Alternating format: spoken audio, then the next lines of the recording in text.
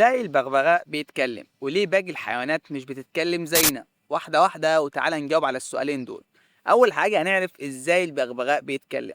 بص يا حبيب أخوك، خلينا متفقين إن الببغاء مش بيتكلم، لكن عنده قدرة استثنائية إنه يجلد الأصوات، وده بيرجع لكذا سبب، أو هما ثلاث أسباب. تعالى نعرفهم سوا. أول حاجة جهاز إصدار الصوت. الطيور عندهم عضو اسمه سرينكس، ده في نهاية القصبة الهوائية. الببغاء بقى يقدر يتحكم فيها بدقة كبيرة جدا، فيقدر يطلع أصوات شبه الكلام بتاعنا. تاني سبب يا حبيب أخوك الذكاء. الببغاوات من أذكى الطيور وعندها ذاكرة قوية وبتقدر تربط الكلمات بالمواقف. ثالث حاجة بقى وهي الحياة الاجتماعية. في البرية الببغاوات بتعيش في مجموعات وتتواصل بأصوات كتير، فلما بتعيش مع البشر بتعتبر ان اصواتنا دي جزء من السرب بتاعها فبتجلدها. نروح بقى للسؤال التاني، ليه باقي الحيوانات ما بتتكلمش؟ ان معظم الحيوانات يا حبيب اخوك اجهزتها الصوتيه مختلفه ومش قادره تنتج الاصوات المختلفه والمعقده اللي بينتجها الانسان. حتى الحيوانات الذكيه جدا زي الكلاب والقطط تقدر تفهم كلمات كتير، لكن ما تقدرش تقول الكلام ده زي البشر. بس كده معلومه بسيطه في الكتير. لو استفدت لايك وشير واستنى في اللي جاي.